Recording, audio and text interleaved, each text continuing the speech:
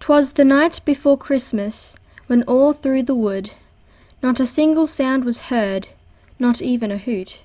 The stockings were hung by the saddles with care, in hopes that St. Nicholas soon would be there. The horses were resting all snug among straw, while inside their heads horse treats were all they saw. But Star Magic looked on while I tidied the room. It was getting late, I would need to leave soon. Then outside the stable there arose such a clatter, I sprang from my work to see what was the matter. I opened the stall and mounted my steed, then encouraged my friend to fly with much speed.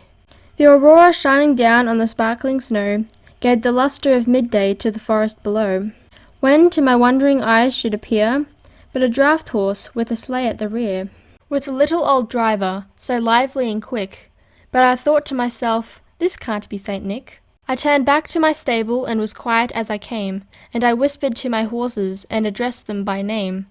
Now Icy and Cherry and Parsy and Rainbow, now Red and Aurora and Rosella and Shadow, everyone will be gone for a few hours, so everyone stay here and continue to drowse.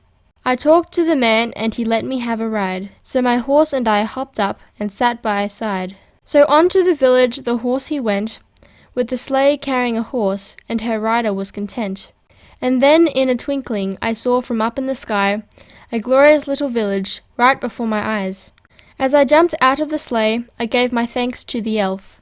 Then I beheld a sight, and I couldn't believe myself. It was spotty and fairy and looked fuzzy and warm, and its hooves were cloven like that of a fawn.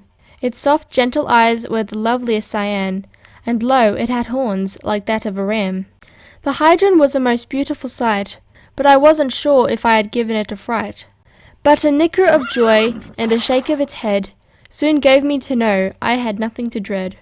It accompanied me while I explored for a while, and for the whole time I couldn't help but smile. I browsed at the shops and had fun on the ice. I ran a few races and thought it was nice. In the centre of town stood a very tall tree. Anyone who saw it would be filled with glee.